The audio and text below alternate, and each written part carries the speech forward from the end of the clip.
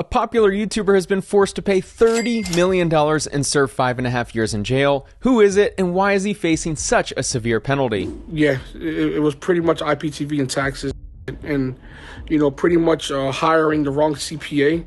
Bill Omar Carrasquillo amassed a $30 million fortune selling access to streaming cable TV content hijacked from set-top boxes at prices as low as $15 a month. Before this happened, I didn't know that this was the outcome of this. You know what I mean? I hit a gray area and exploited it, and they just didn't like it.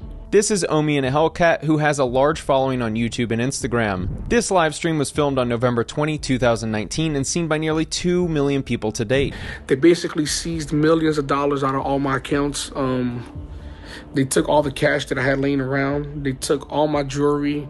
They took all my kids' things. They took Xboxes. They took computers, laptops, cell phones. They didn't even leave drones. Omi in a Hellcat is a car enthusiast, entrepreneur, and business owner who has 813,000 followers on YouTube and 1 million followers on Instagram. But to the authorities, he was an operator of a large-scale Internet Protocol Television, IPTV, theft scheme. Omi was charged with 62 different counts ranging from violating the DMCA to tax evasion. As part of his sentencing Tuesday, he was ordered to forfeit more than $30 million in assets, including nearly $6 million in cash, cars including Lamborghinis, Porsches, Bentleys, and McLarens, and a portfolio of more than a dozen properties he'd amassed across Philadelphia and its suburbs. Omi definitely had a legitimate car collection, even though the car's color palette was a little limited. I felt like what I was doing wasn't illegal. IPTV is the delivery of television content over Internet Protocol IP networks. YouTube TV and Hulu are two easy examples of IPTV that most people know. What you would typically consider content for a television, you can now stream directly on your device. With these products being digital and able to stream, Omi figured out a way to essentially steal from the providers and sell to his customers. I never stole, like they're trying to say I stole channels. I've never stole channels. I paid for my channels. I did things the old school way.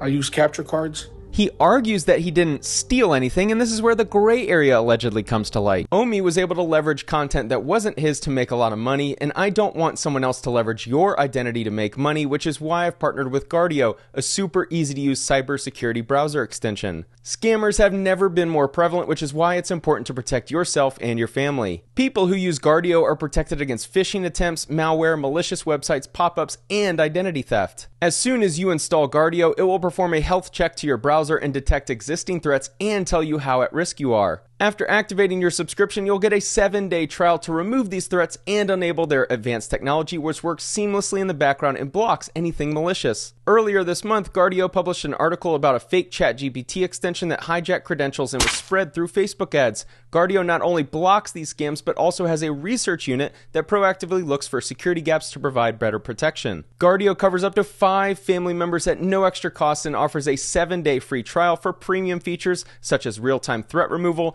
and identity monitoring. My viewers will also get 20% off the monthly subscription. Visit guard.io/Spencer Cornelia and check out their affordable premium plan to keep yourself and your family protected. Use my link in the description and see for yourself why Guardio's extension is a must-have for safe browsing in 2023. Back to the video. I felt like nothing that I did was illegal.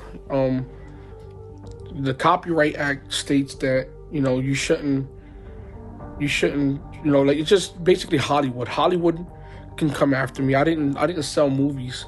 I wasn't doing that for a profit. I wasn't stealing channels. He was most definitely stealing, even though many people seem to share the same opinion that piracy isn't theft. What Omi did was pay for IPTV services legally and then redistribute those streams to his paying customers for commercial use. Paying for a UFC fight and then selling the streaming to everyone in your city for 90% off is not legal, no matter how much you hate large corporations. Actually, like this guy, he was just stealing from corporations, not a thief if you only take from thieves. Based on the comments of the first video I made on Omi, I could tell that he was certainly the most likable person I've covered on this channel who's guilty of some kind of felony. If anything, I saved hundreds of thousands of people off of cheaper cable. I didn't steal the channels. I wasn't doing that. This is clearly why he was so liked, because he saved people money. Of course you save people money when you stream the content yourself for an 80% discount. You don't incur any of the expenses. This is the same thing as buying an album, making copies of the album on your computer, and then selling the album in your record store for half off. You didn't have to spend any money making it, so of course you can charge less. That's theft. You sound salty, Spencer. Theft is not theft if a loophole is found. This isn't exactly how the law works. Omi repeatedly tried to position his business as finding a loophole, but that's not exactly the case. He knew what he was doing was wrong and breaking the law. But, like I said, I became a millionaire straight off an idea. You know, I saw a hole in the system and I exploited it and I made a ton of money doing it. People seem to love clinging to this idea of loopholes. There is no loophole for pirating content and selling it commercially for a profit. There was never any belief that what he was doing was legal. When you're redistributing copyrighted material, it's illegal. No ifs, ands, or buts. This video came out last February, and Omi finally admitted to knowing what he did was wrong. I think what happens in life is when the money is good enough from some form of criminal activity, the guilty party will always justify their behavior. Omi's justification was that he was helping people save money on cable TV. He was playing the hero, but he finally realized the flaw in his logic when it happened to him.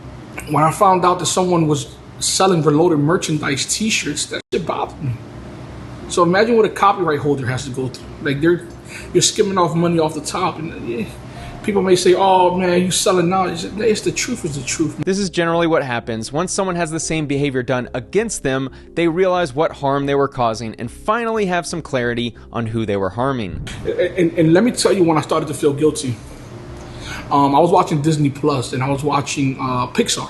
When watching the documentary, he realized how many people are needed to create one Pixar animation movie. Redistributing their content was stealing from them and their families. I understand some people's complaints against cable companies. They probably are tight on money and see the constant price increases as the cable company's way of screwing the little guy. I don't feel bad for cable companies because they take advantage of poor people. This belief is generally coming from a place of little understanding into how expensive it is to create television-worthy content, how expensive it is for cable companies to buy access to the content, and then establishing a network to be able to provide this service into your living room without any interruptions. Correction, he's not a thief. The thieves are the cable companies that overcharge you for their services, so get that right. If a service is non-essential like cable TV, there's no such thing as overcharging. They price their service at what people will pay. When I first started selling DVDs, back in the days, I was selling Disney DVDs, not knowing how much time and effort and money and investments. And yeah, it's easy to download a copy and then sell it for $5, but it doesn't make it right. Omi ultimately made millions from the scheme, even though he has to give back $30 million today. Like accumulating my car collection, I had just finished selling my app for $40 million.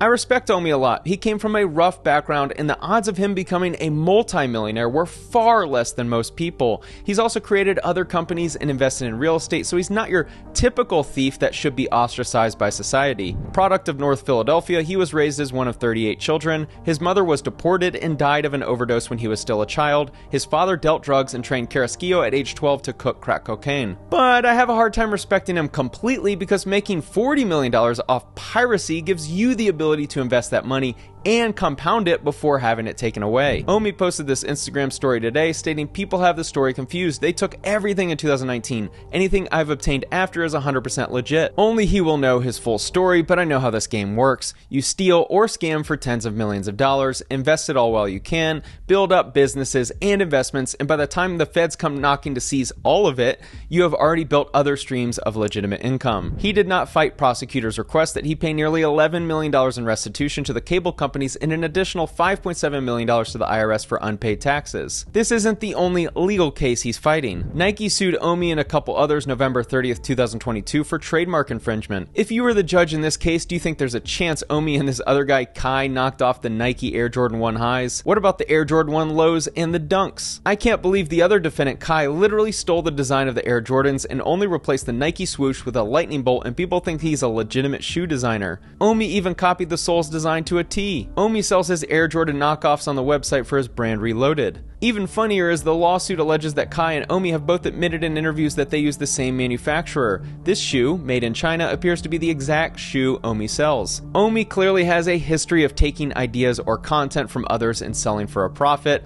I respect the hustle, but in my eyes, it's pretty clear he's a thief. Nike suing you. Yep.